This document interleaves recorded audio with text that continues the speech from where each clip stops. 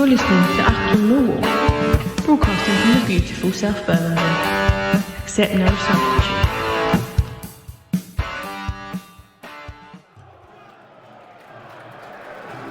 Welcome, dear listeners. Welcome to Coldblow Lane. No, it isn't. It's Zampa Road. I'm looking at the Coldblow Lane in there. That was a Freudian slip for you, dear listeners.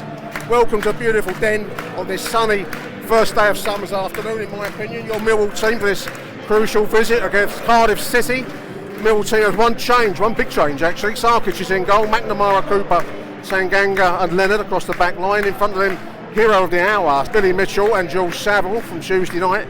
Romain Esse, Zian Fleming, Ryan Longman, scored that worldie Tuesday night. In front of them, a really hard-working show by Michael Obafemi after that critical 1-0 win over Leicester City on Tuesday. If we win today versus Cardiff, we sit in mid-table respectability to 11th place for Cardiff.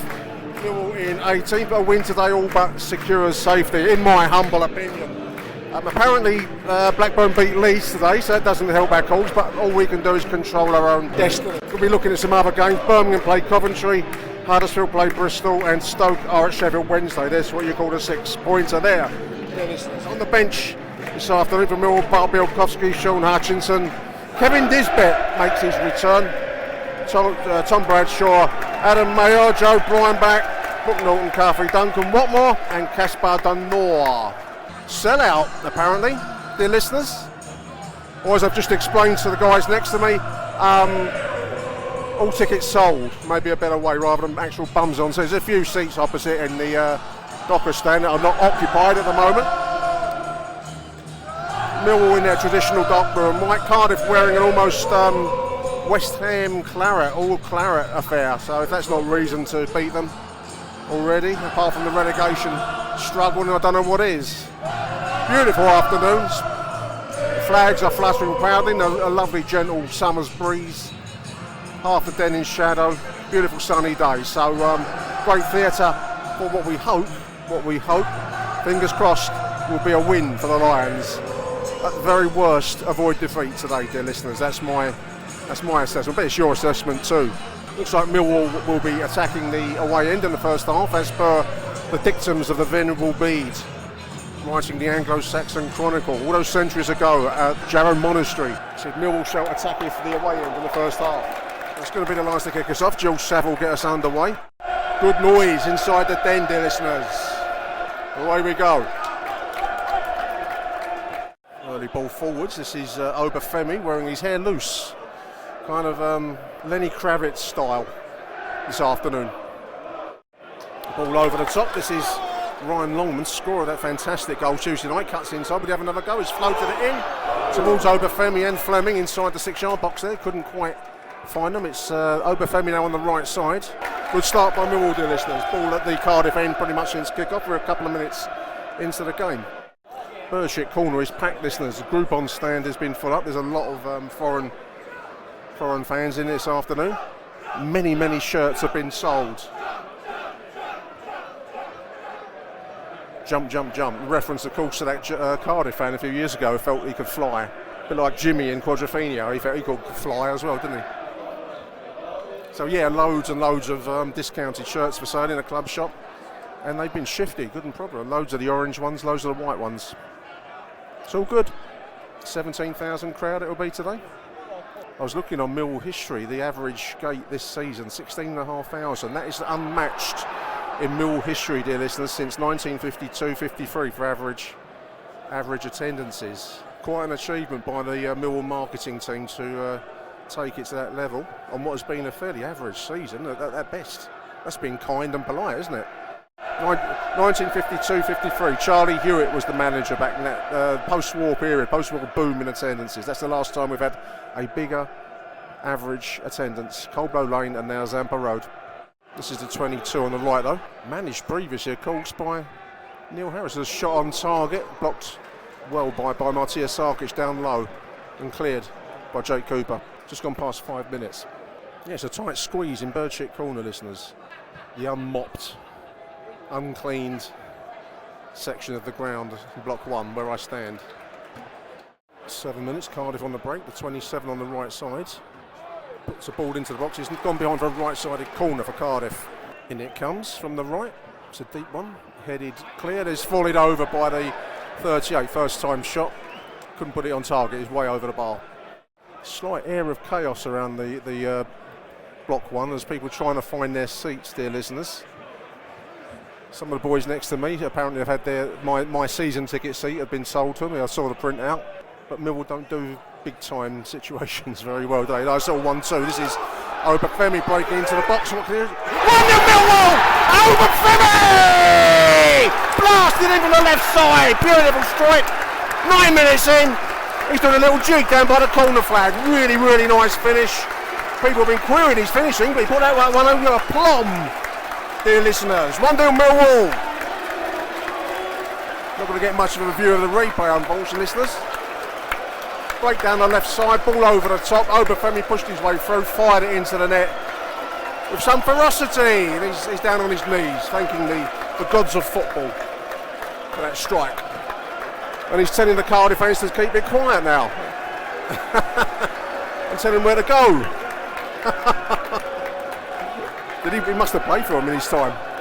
Well, there's a start for you, dear listeners. Start we wanted.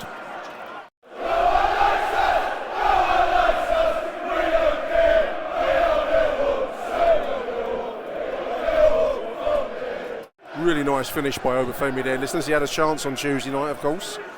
Big moment fell his way, couldn't take it then. But he put that one way blasted into the bottom left corner of the goal. By the time you hear these recordings, you'll be seeing it on your YouTube, but it was a really nice finish. Another ball down the left channel, that's going to run through to Zian, but has been put into touch by the 12. Left-sided throw-in from Millwall. Good start, really good start, 11 minutes in.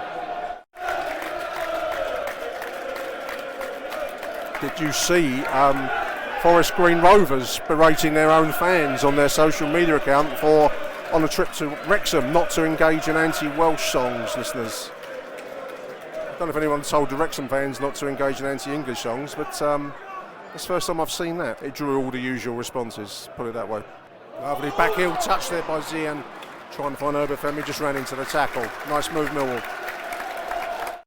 The big Millwall news, obviously, from yesterday is the announced by the South London Press that both Ryan Leonard and George Saville have triggered one-year extensions to their Millwall contracts. They will be Millwall players next season. Good news, in my opinion. Probably both will be, glad to get that one-year extension, give them a bit of security for another year.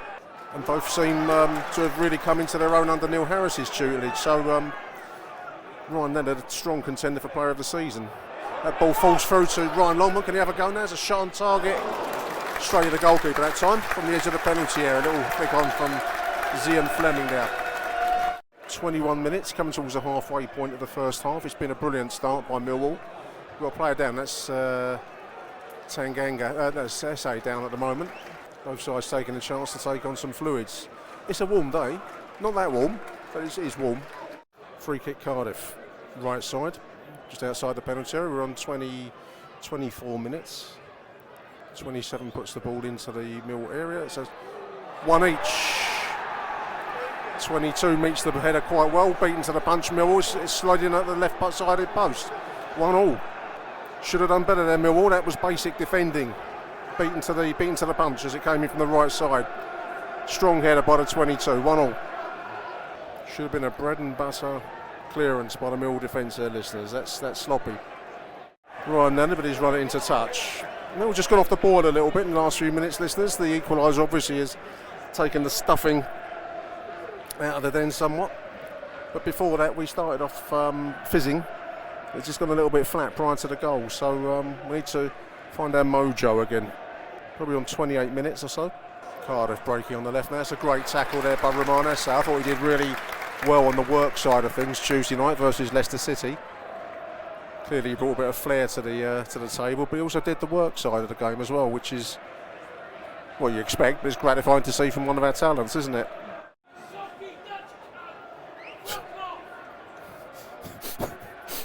There was an interview I saw I didn't hear it, I read of it, or I read the reaction to it, where I think Zian might have said he wanted to play at a higher level if he possibly could, which I think is a perfectly normal thing for a player to want to do, but that may have taken hold amongst the Millwall cognoscenti as being that he doesn't want to play for Millwall anymore. Hence the look interested thing. I think it's a bit unfair because I think he's not had as good a season this year, but he does represent some talent. There's a lovely ball there through to Essay, who just overhit it into the Oberfemi's just got away from us into the central defenders of Cardiff, gone back to the goalkeeper. But since when did fairness rule at the den, dear listeners? And balance, moderate opinion, never. Oberfemi getting hassled by the 4. Zian Essay picks the ball up and cross into the box. That was towards Zian, goes flying. Nothing given by the referee. Oberfemi's down. Nothing given by the referee. Crowd generally disgruntled. Cardiff put it into touch for Oberfemi to get some treatment. Doug in Sweden watching via the Millwall Plus TV services. It was poor by Sarkic. Didn't pick that up from Nyen, Doug, but I thought it looked more like a free header being allowed to the central striker there. But he says poor from Sarkic again. He's been decent last few games. Ryan Longman, speaking to the South London after Tuesday night's win, said that we do have quality in the side. I think he showed a great quality, world-class quality to hit that shot from distance Tuesday night. But Ryan's saying we do have quality in this side. I think it's on occasion it's been there, Ryan. Don't always show itself, unfortunately. Linesman's getting some stick over on the far side. I think that was for the Oberfemi challenge to put him on the floor. And a couple of Swedish guys have been sat next to me, just gone downstairs for a beer, I think. And I told them to make wanker signs at the Cardiff fans whenever they go downstairs, and the man just did. Well done. It's going to go for a corner, left side. Need to stay switched on. It was a set piece previously that conceded the goal. They've got another chance to put the ball into the danger zone. It's going to be the 8 to take it on the left side. In it comes, near post. It falls to the 12. Oh, and he's put it wide. Free shot. Wow. Mill dodge a bullet there, listeners. 12 with acres of space around him, loads of time, manages to hook it wide right. We dodged a bullet. 43 minutes there. Mill have resorted to aimless football as the half has worn on. There's 4 minutes. 4 minutes of added time, listeners. Longman nutmeg there's having it's gone from the Red Hill Ronaldo to trying to think of a comic figure beginning with R. Ronald McDonald. Red Hill Ronald McDonald. I need a brain that moves faster, listeners. Can you sell me one? Ball bouncing around. That's going to go for a corner. Right-sided corner. Millwall. Probably about 2 minutes into the 4. I was just saying to some of the boys that they've gone downstairs for a beer now, I think. We have a huge Millwall support based in Sweden and Scandinavia, so I want to give a big shout out to the Scandinavian listeners to this show. In comes a corner. It's curled in. It's off, batted off the line. Falls to Romanese. Shot block gone for another corner. That was a beautiful corner by Jules Savoy. It curled inwards, and the goalkeeper had to punch it clear off his own line, going backwards. Fell to Romanese, whose shot was then blocked, so it's gone for another successive right-sided corner. Here we go, and it comes again. There's another curling inner corner. It falls to Romanese. He couldn't tried to do a spectacular, couldn't quite get hold of it. A bit like me when I was on the golf course the other day, listeners. Oh, but it's a lovely little triangle on the right side. Roman now on the right side, floats the ball in. It falls to Cooper! 2-1 on the volley! Jake Cooper! What a goal! Right sided cross for Romanese. Finds its way through to Jake Cooper, of all the people in all the world and all the bars. Falls to Jake Cooper and pops it away spectacularly. 2-1 Millwall just before half time. Let's have a look at that again. Camera behind the goal, got a little bit of space to lean across and see it. In comes from Romanese, a little touch header there, falls to Jake Cooper, who takes it really well on the volley, listeners. Really, really good goal. Nice finish. 2 great goals from Millwall. People looking at me talking to myself like I'm mad. Yes, indeed, everyone. I am indeed potty. Talking to myself for the benefit of the listeners. I've got to congratulate the man in front of me wearing a 1990 vintage Spall Millwall shirt. Is that an original? 88. 88, an original? Yeah. Wow, you still fit in it. It's the old kind of high-collared one. Nice, really nice. I haven't seen one of those in a long time, listeners. It was the season that we couldn't have a sponsor on the shirt. We didn't have a sponsor, and we put Millwall on the front of our shirts. You'll probably see some of the older Teddy Sheringham era, famously wearing a shirt with Millwall written across it because we couldn't have a sponsor that season. But yeah, that's a vintage shirt, dear listeners. The 22's gone off, clutching his ear. Or his ear roll, as my old man would have called him. He's clutching his ear roll. He's been down for a while receiving some treatment. We're on about 52 minutes at the moment, so it's the half that will never end. Lions have done really well to haul themselves back into a game that was just starting to feel a bit like it was last night's lager, gone flat in the can. There it is, half-time, Mill lead it 2-1. Great, terrific opening goal by Michael Obafemi on 9 minutes. We then concede that fairly sloppy equaliser from the central defender, Cardiff, at the far post. Bugs telling me Sarkic should have done better. And then that late volley finished by Jake Cooper to lead it 2-1, and salvation back in our hands again. So there it is, half-time, Mill 2, Cardiff 1. A few half-time tweets for you, dear listeners. Big shout out to Rob Abbott, the Abbott family actually. 3 generations, first Millwall game, they were a youngster, and looks like Dad and Granddad there in that picture. Rob Abbott, big shout out Rob Abbott. Steve Evans says deservedly leading at half-time, just about edged that. Big 45 incoming. Ed Castle mentions a row of players' wives and girlfriends sat behind him today. New Louis Vuitton trainers are quite comfy. De rigueur. I'm inserting that, don't say that. New Louis Vuitton trainers are quite comfy, and one that loves the other's lashes. He says further updates from the Real Wives of Millwall County later on. I'm intrigued. There's a whole podcast in the Wives of Millwall County, mate. Dan says it took all season to score, and he was downstairs at the bar, for fuck's sake, says Dan, as Jake slammed it in there. There's a great picture of Jake looking kind of insouciant, slamming in, it doesn't show him slamming in his goal, but he's like a pre-taken, insouciant looking Jake. Jake Sanders says, for the umpteenth time, this is the best league in the world by a country mile. Let's have a look at some of the other score lines whilst I've got you on the line, dear listeners. There's kind of a country song being laid down here by Mr. DJ, Mr. Bye for now. So yeah, Leeds got beat 1-0 at Blackburn. Birmingham lead 2-0. Wow, over Coventry. Bristol 0-0 at Huddersfield versus Huddersfield. Hull beating QPR. Preston 0-0. Norwich. Sheffield Wednesday 0-0 versus Stoke. Rotherham 0-0 with Swansea. So there's one or two surprise score lines in there, listeners. All we can do is control where we're at, and at the moment leading 2-1. At the moment, if it stays this way, we're in 16th position. Huddersfield go below Birmingham in that third relegation spot. Long way to go. Big 45 to go, as Steve said earlier on. Is this Kenny Rogers, listeners? Achtung, Millwall.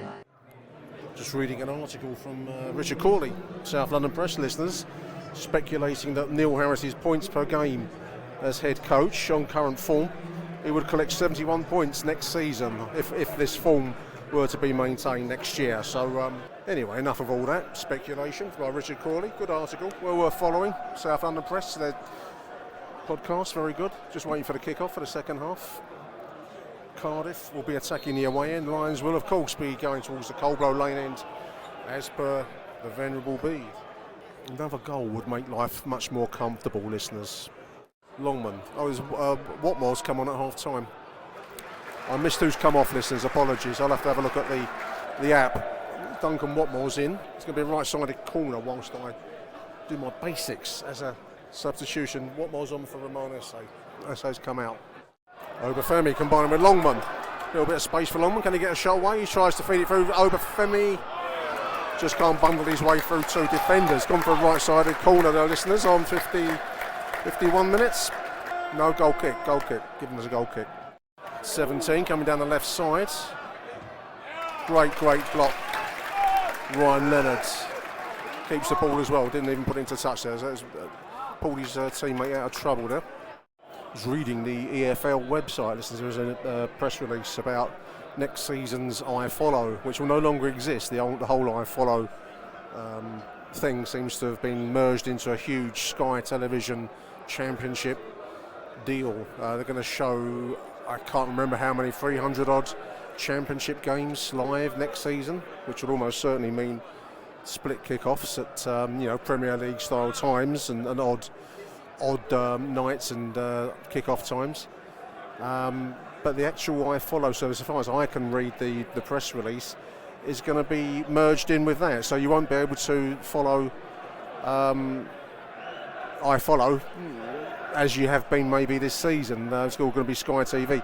Not sure where it leaves foreign fans. There must be some arrangement for foreign fans. So do have a look on the Millwall Club website over the months ahead, because it'll probably be laid out far more clearly than I've read it. But it was on the EFL. It's going to be 300 Championship fixtures live and 200 odd League One fixtures. It's going to be a huge amount of coverage of League One, Championship, League One, League Two, and the various competitions under the EFL's umbrella.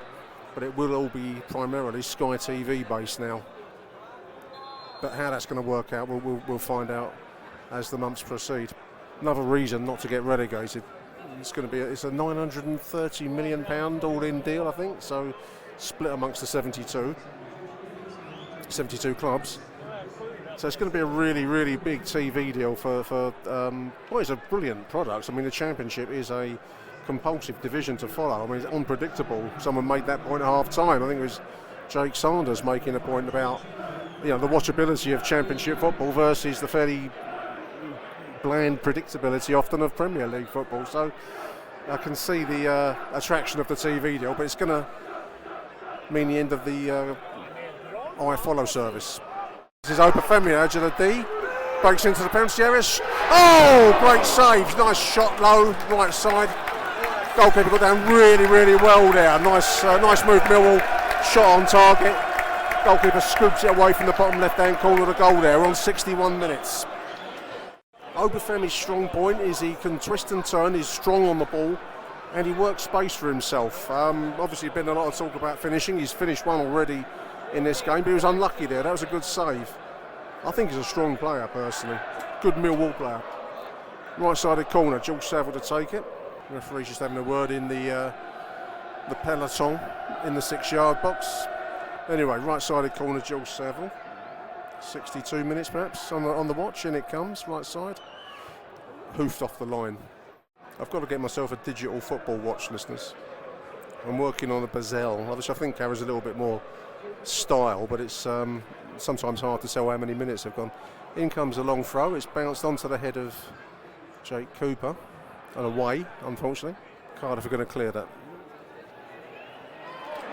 Good solid challenge by Michael Obafemi. Made his impact on the Cardiff defender now as he's about to launch it forwards. Good work, Oba.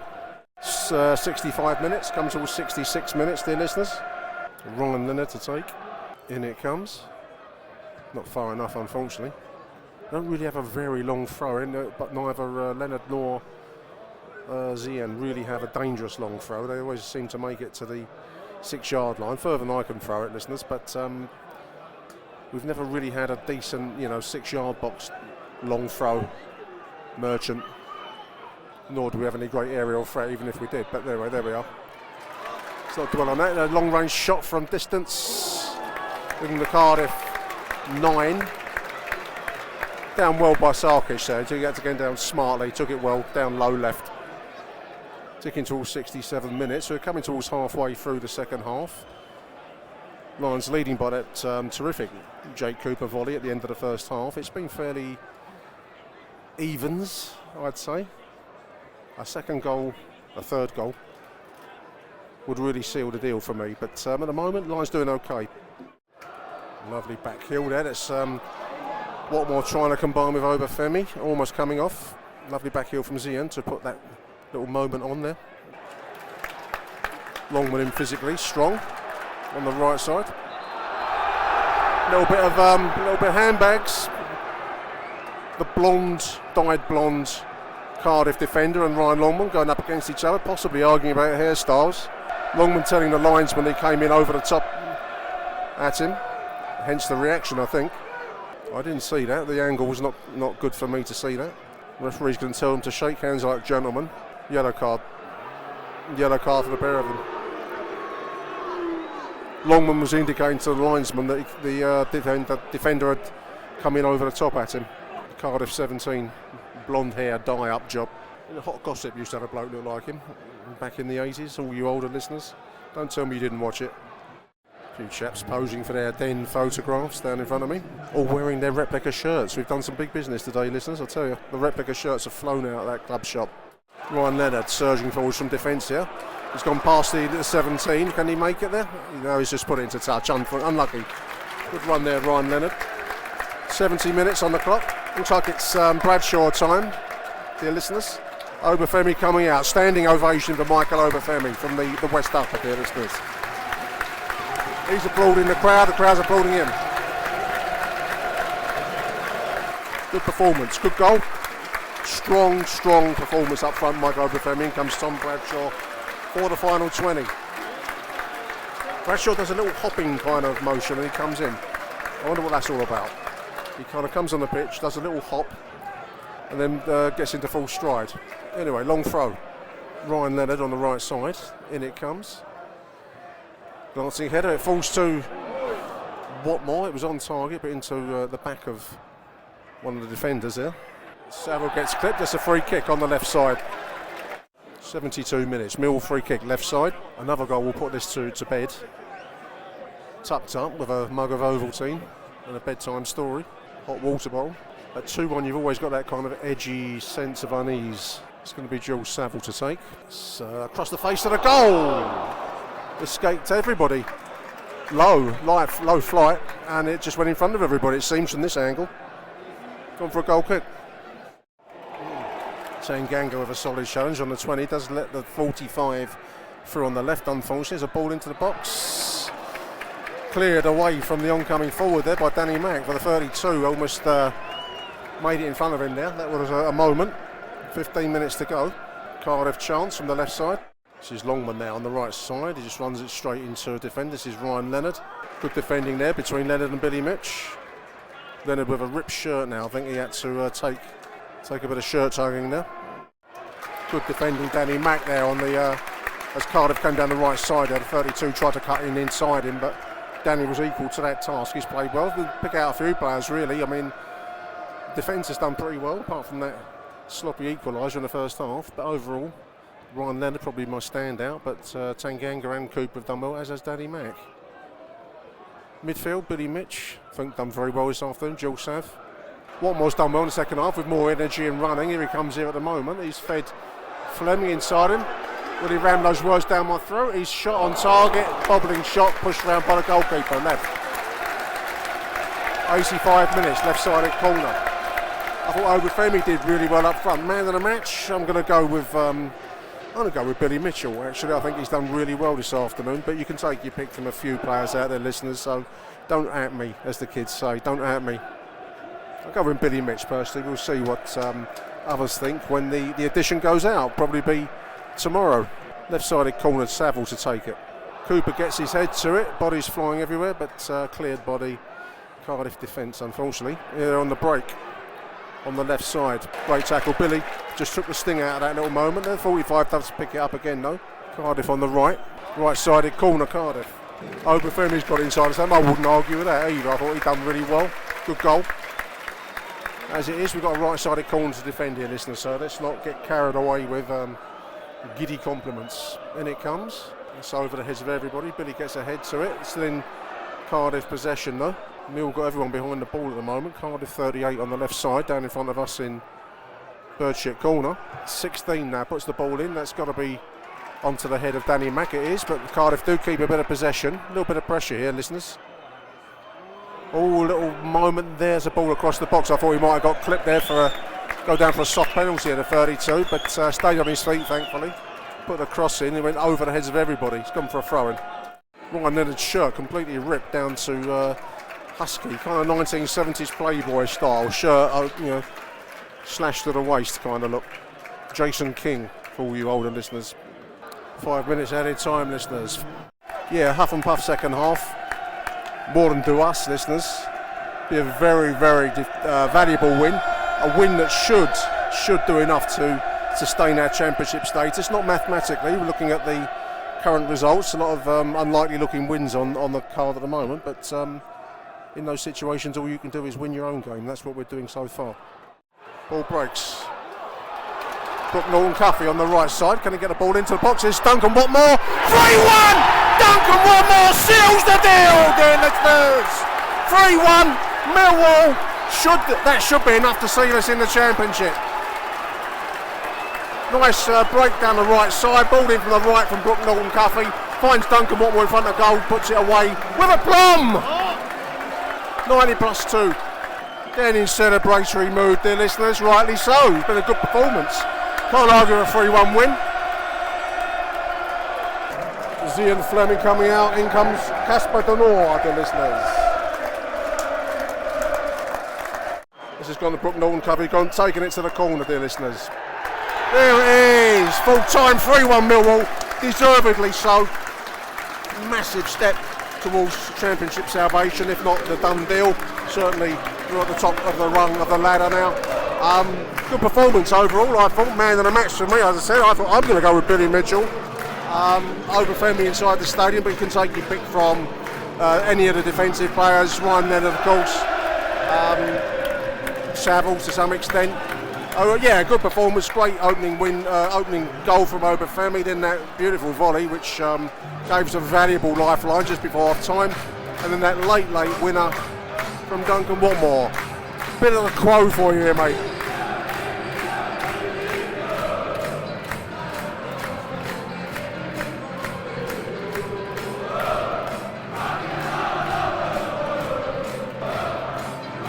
There we are. Terrific win for the Lions at home. We're going to be back after these messages. Achtung, Millwall. Hello dear listeners, welcome to the post-match review after that excellent 3-1 win this afternoon over Cardiff City. Joining me to chew the cud is show regular Graham Payne. Welcome to the show, Graham. Hello Nick, nice to be on again, mate. Yeah, nice circumstances. Normally you're a Jonah bringing bad luck and defeat and away flop performances. Not today though, mate. You're not since Neil Harris has come back. I think every time I've been on since he's come back, we're not lost. Honestly, for a manager, Graham, that has gets a fair amount of criticism, Neil Harris, and there's a lot of kind of how can we put it, half-hearted praise or grudging kind of comments about him. His track record, I mean, to get us close now, we're not quite at mathematical safety, listeners. 50 points after that win this afternoon. We've got a 6-point spread down to Huddersfield. Quite a few bodies between us and Huddersfield in that third position, Graham. But it does feel that much closer now. I think maybe anything from Sunderland, Plymouth, and then Swansea. If we can get 1 point, that probably takes us into the safety zone. So massive achievement. We're not quite there yet, so we probably ought to be a bit guarded in our praise. And I'm just looking at CBO 1885. Big shout out to you, 1885 online. He says that should see us safe, that win. But you're not a Millwall fan, Graham, if you're not sleeping happily tonight. Because we're not there yet. Well, the turnaround in a week has been unbelievable. Unbelievable. I mean, after last Saturday, Huddersfield, it was... Shambles. We're down, it's done, we're going down. And in two wins, two good performances, and the mood's, it's totally changed again. Yeah, well, that's the kind of schizophrenic nature of modern day football support, I think. But yeah, it was a terrifically hard working win today. We needed to get over the line today. We did it. One change to the starting 11, that was the introduction of Esse for Honeyman, who I think was injured on Tuesday night, wasn't he? So not available today. So yeah, I mean, I thought we actually made a really good start. I mean, the opening goal on, which was around about 10 minutes, I think, by Obafemi was really nice. He finished for a player that's been criticised for not finishing very well. He finished that one very well today, Graham, didn't he? Nice move to open the account. He smashed that in, didn't he? Right in the near post. I mean, all over the top. Which there was a point prior to that, just before we scored with it, but I thought, I do hope we're not going to spend all afternoon putting the ball over, long balls over the top for him to run onto, and then he went and scored. So Shows you what I know about tactics, listeners. But he certainly buried that one, didn't he? That was finishing of the top order. So we started off really attractively. I thought we're going quite well, but we just seemed to lose a bit of fizz just going into the equaliser, which was a sloppy defence. In truth, I thought we should have done a lot better for that equaliser, Graham. Yeah, I mean it's down the other end. I think similar to yourself. And the guy out jumped Tanganga, but there was Matey, there's been that Sarkic could have done better with it. I'm not going to say he could because I can't be 100% certain of that. But, no, I haven't seen it back. I got a text message from Doug in Sweden, who was obviously watching on telly. He said Sarkic should have done better. I can't vouch. I've not seen the replay, and you haven't either, Graham. So we'll have to let that hang there. But I thought in real time to be beaten for the header by their centre half, I just thought that was pretty sloppy defending. Yeah, and I must admit my heart sank a little bit at that point because we seemed to completely lose our vim at that stage. The fizz went out of our game completely. I kind of suspected it might get away from us a little bit at that point, but we hung on in there, really, didn't we, to get through to near half time. Then a really terrific finish for the most unlikely source was Jake Cooper, that volley from an SA cross on the right side. Nice finish. There was a crucial thing that happened. That we'd had 3 corners then around that time. Savwood had one that nearly went in. The keeper saved, and the next one SA had a shot, and it went over. But that third one, it came out to SA again. He had a terrible shot, and it went straight to 2 or 3 Cardiff players. I think they're going to catch us on the break here. And Danny Mack swung across and put a lovely tackle in, put it out wide, and then it ended up with SA. And then, as you say, Jake Cooper at the far post followed it home. It took a flick head on because it was SA's cross in from the right, and I think it was Fleming. Longman. Was it? Okay. I think it was either Longman or Fleming. One of them two did it. And nice touch on, and then it fell into the bar for Jake, who took it first time on the volley and put it into the roof of the net. And that was a big weight off of everyone's shoulders around the den, Graham. It certainly felt a bit of a burden relieved off of me, because I thought if we'd have gone at one each, it would have just felt like we were going to be clinging on slightly. But second half, really, really strong, hard-working performance. I can't remember many, if any, Cardiff chances. I mean, I've not seen any of the footage back, listeners. And we're speaking on Saturday evening, having not long got home. But I can't. Nothing much comes to mind, Graham. A couple of long-range shots that Sarkic dealt with easily, but other than that, I don't recall anything. I was surprised with he took SA off at half time. I thought he was injured, but he wasn't. He said I've seen quotes online that he took him off for a tactical switch with obviously Watmore coming on. I mean, he'll be judged on the result. So it was, with a 3-1 win in his account, Neil Harris can say I made the right decision. I must admit, I was surprised. I didn't think SA did that bad. It was his cross for the second goal. I suppose Watmore gives you just more sheer running energy, Graham, doesn't he? He brings that kind of, the Duracell battery kind of approach that he just don't seem to switch off. I think Neil Harris favours Watmore for home games as well. He seems to played, I think, every game at home that he's been fit. But and he did have quite a good half. Really, he took the goal well right at the end as well. So you can't knock that switch really. No, edge of the seat stuff through the second half, as it always is with Millwall. Until we get that, we don't often get that cushion goal. It did come quite late in proceedings. The third one for Duncan. It was a nice break, actually. I think that was a Brooke Norton Cuffy cross, if memory serves. And it was.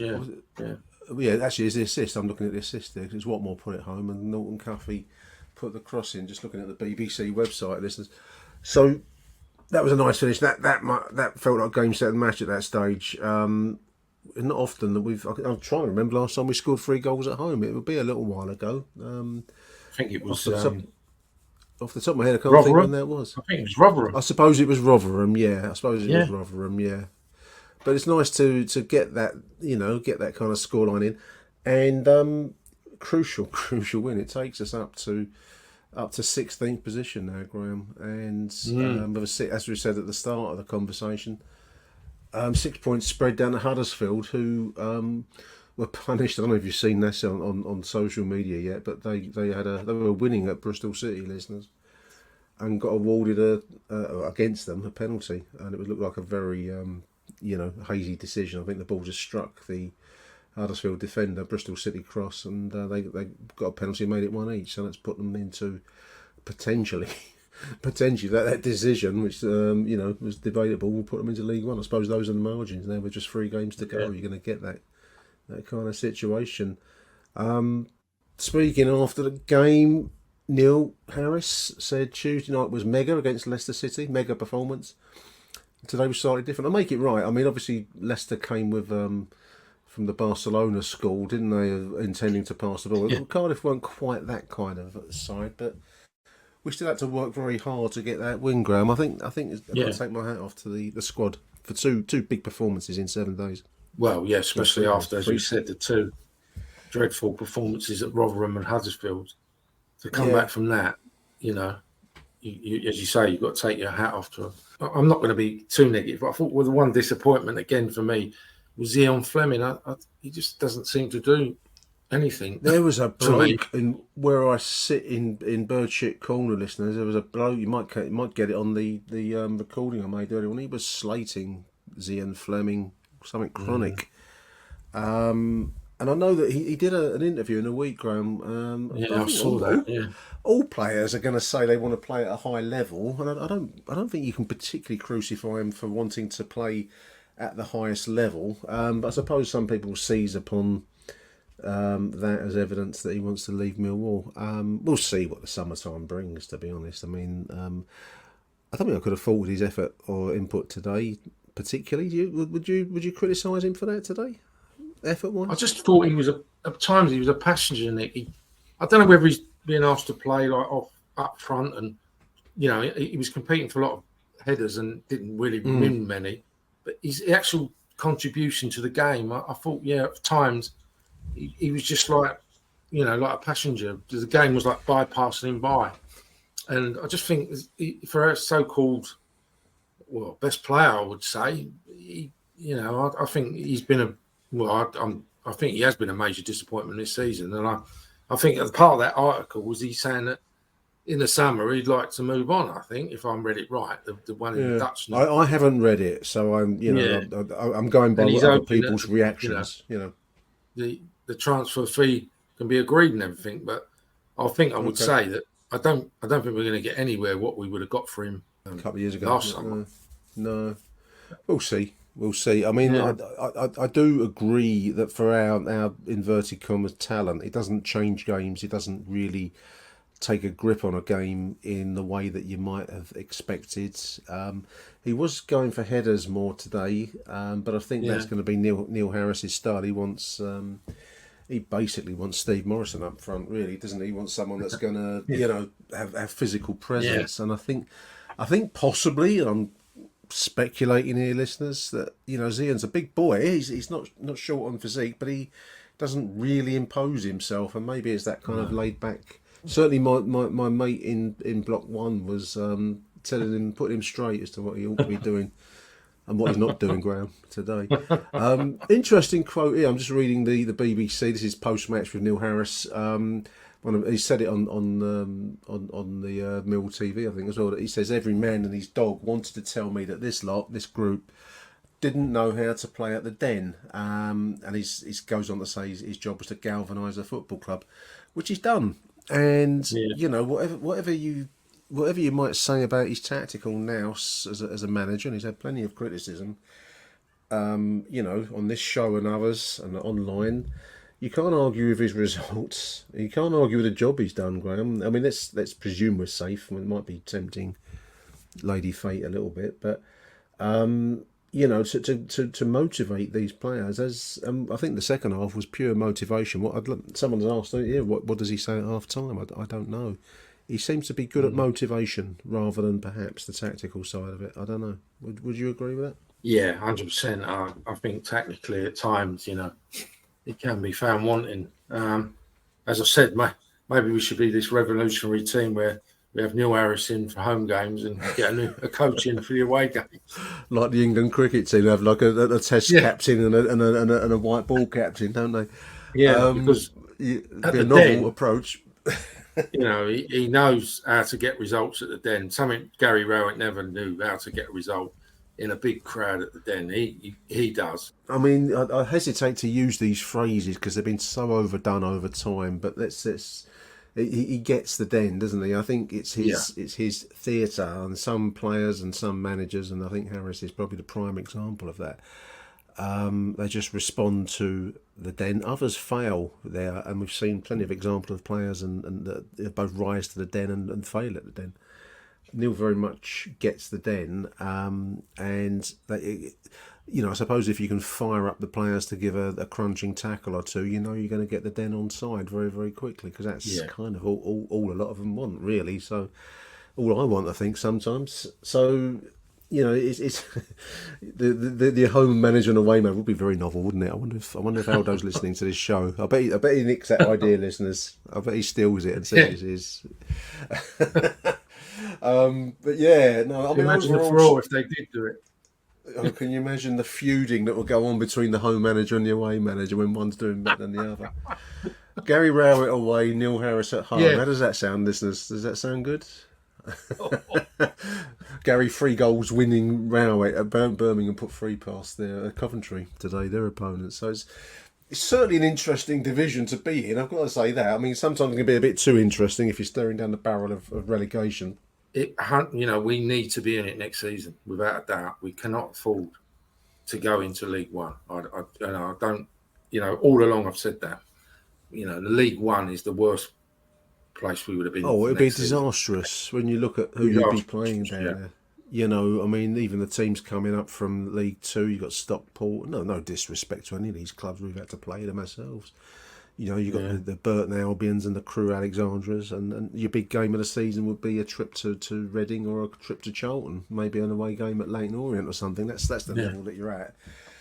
But no, the TV deal is not a Premier League level TV deal, listeners, but it's certainly, you want a slice of the cake of it, because they're going to do away with the iFollow service, from what I can make out reading the press release. I don't know how it's going to work for foreign viewers, but it's going to be much more Sky TV focused. So it's a big platform, and there's a lot of Swedish fans in Block 1 today. I don't know how it was in your spot over where you sit, Graham, but there was a lot of foreign fans. It was full house, all tickets sold, and those orange and the white away shirts was flying out. Everyone was wearing. It was like a dress code in Block 1 today. They're all wearing these things.